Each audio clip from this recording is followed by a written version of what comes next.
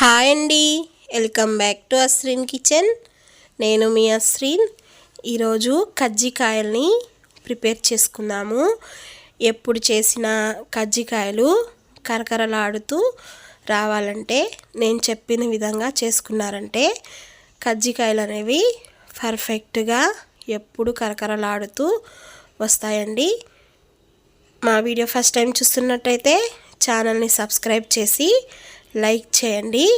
ఇప్పుడు ఎలా ప్రిపేర్ చేయాలో చూద్దాం. ముందుగా ఒక మిక్సీ జార్లో 1 కప్పు పుట్నాలను వేసుకొని 5 ఇలాచీలను వేసుకుందాము.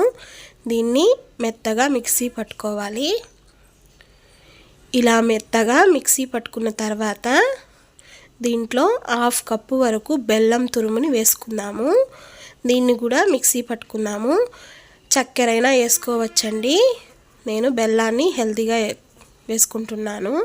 ఇలా మిక్సీ పట్టుకున్న ఈ పౌడర్ని ఒక ప్లేట్లో వేసుకొని ఎండి కొబ్బరిని ఇలా తురిమి వేసుకోవాలి. మిక్సీ పట్టుకుంటే మెత్తగా అయిపోయి మనకి తినేటప్పుడు అంతగా బాగుండదు. ఇలా తురుముకున్న దాన్ని 1/2 కప్పు వేసుకొని మొత్తాన్ని బాగా మిక్స్ చేసుకొని దీన్ని పక్కన ఉంచుకుందాము. ఇప్పుడు కజ్జికాయలకి పిండిని కలుపుకుందాము. 2 కప్పులు గోధుమ పిండిని తీసుకుంటున్నాను నేను. గోధుమ పిండికి బదులుగా మైదానైనా తీసుకోవచ్చు. కజ్జికాయలు క్రిస్పీగా రావటానికి 2 టేబుల్ స్పూన్ల ఉప్మా రవ్వని వేసుకోవాలి. చిటికెడంతా ఉప్పుని వేసుకొని మొత్తాన్ని బాగా కలుపుకోవాలి. ఇలా కలుపుకున్న తర్వాత కొంచెం కొంచెం వాటర్ పోసుకుంటూ ఈ పిండి మొత్తాన్ని చపాతీ ముద్దలాగా కలుపుకోవాలి. చపాతీ ముద్ద కంటే కొంచెం గట్టిగానే కలుపుకోవాలి. ఇలా కలుపుకుంటే మనకి కజ్జికాయలు అనేవి బాగా క్రిస్పీగా వస్తాయి. కలుపుకున్న దాన్ని ఒక 10 మినిట్స్ పాటు నానబెట్టుకోవాలి. 10 మినిట్స్ తర్వాత ఇలా చిన్న చిన్న బాల్స్ లాగా ప్రిపేర్ చేసుకుందాము. ఇలా రౌండ్గా ఈ పిండి మొత్తాన్ని ప్రిపేర్ చేసేసుకుందాము.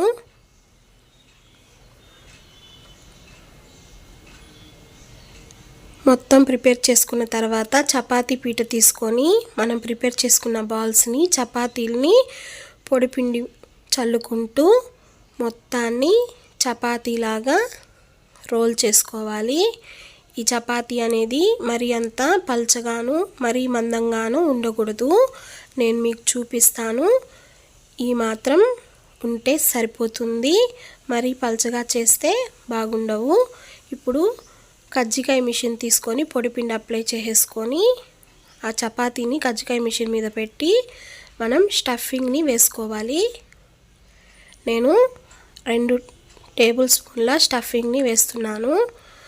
అంచులకి ఇలా తడి చేసుకుంటే మనకి కజ్జికాయలు అనేవి విడకుండా చక్కగా బాగొస్తాయి.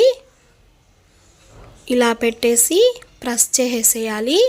ప్రెస్ చేసుకొని ఎగస్ట్రా ఉన్న పిండి మొత్తాన్ని తీసేసుకోవాలి.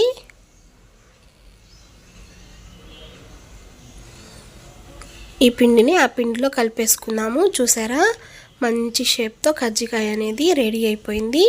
ఈ సైడ్స్లో కొంచెం ఇలా చాక్ తీసుకొని కట్ చేసుకుంటే మనకి కజ్జికాయ చూడటానికి రౌండ్గా అందంగా ఉంటుంది. ఈ ఎగస్ట్రా పిండిని కూడా తీసేద్దాము.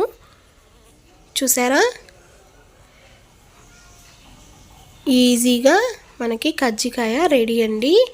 ఇలా మొత్తాన్ని ప్రిపేర్ చేసేసుకొని కజ్జికాయ మిషన్ లేని వాళ్ళకి ఇలా హ్యాండ్తో ఎలా ప్రిపేర్ చేయాలో చూపిస్తాను చూడండి.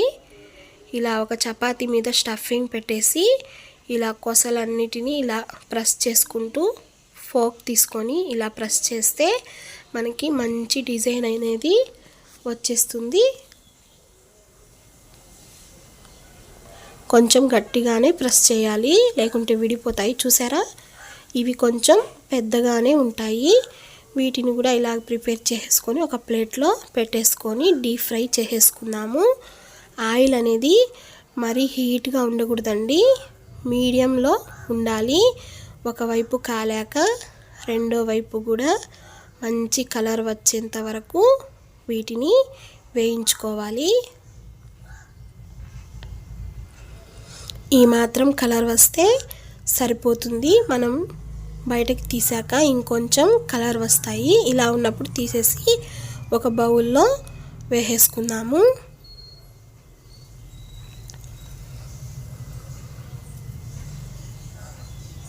వీటిని కూడా అదే బౌల్లో వేసేసుకొని నేను హ్యాండ్తో చేసిన కజ్జికాయని కూడా ఇప్పుడు డీప్ ఫ్రై చేసేస్తున్నాను.